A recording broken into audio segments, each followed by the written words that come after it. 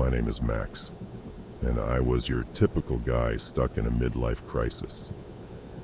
Dead-end job, failed relationships, and an ever-growing cynicism that seemed impossible to shake off.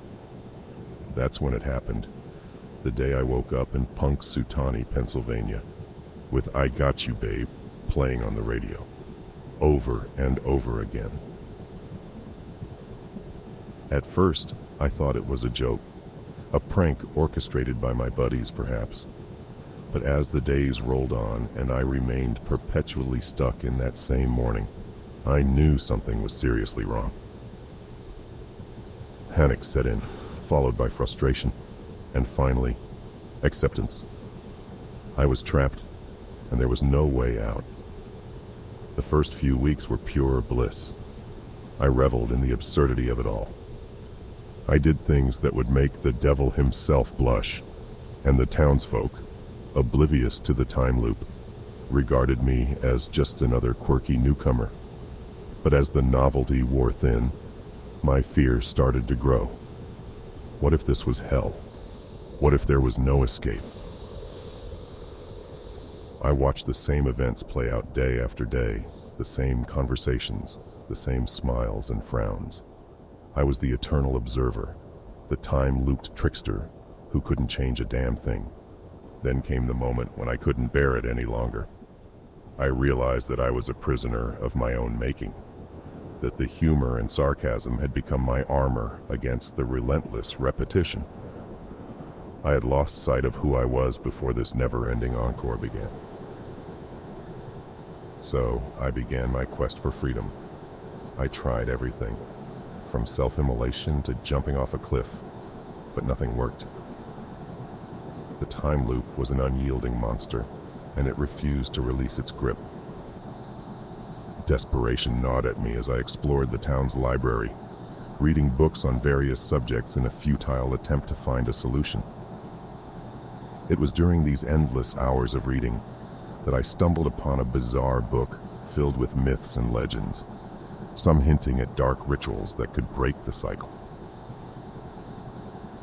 Fear and desperation drove me to try one of these rituals, one that involved a blood sacrifice. I gathered the materials, shaking with terror and doubt, and performed the ritual in a desperate bid to escape.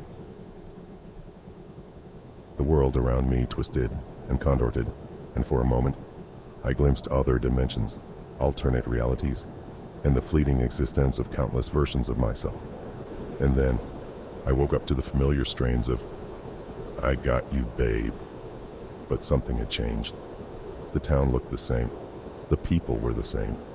And my once beloved playground had not aged a day. Friends had not become strangers, and the town remained frozen in time. I had broken free, but at an immeasurable cost. The knowledge and experiences I had gained felt like a heavy burden.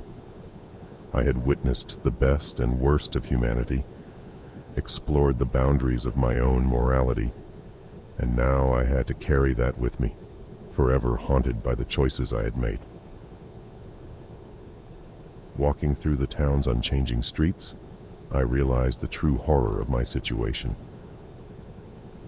I was no longer the carefree trickster, the jester of Punxsutawney.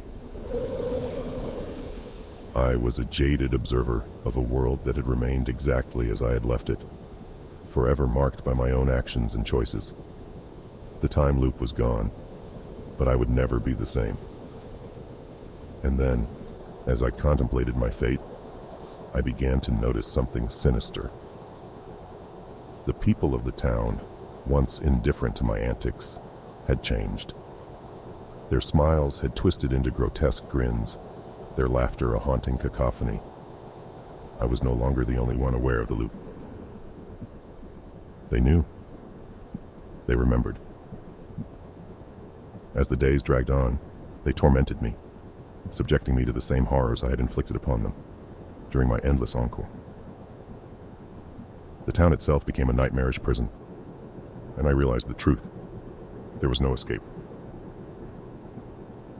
I had merely exchanged one hell for another, and this one was filled with the vengeful souls of those I had wronged. So here I am, a broken man, forever trapped in this town of torment. I tried to break free, but the darkness that dwells within me is nothing compared to the horrors that surround me. There is no escape, no redemption, only an eternity of suffering in this twisted, endless encore.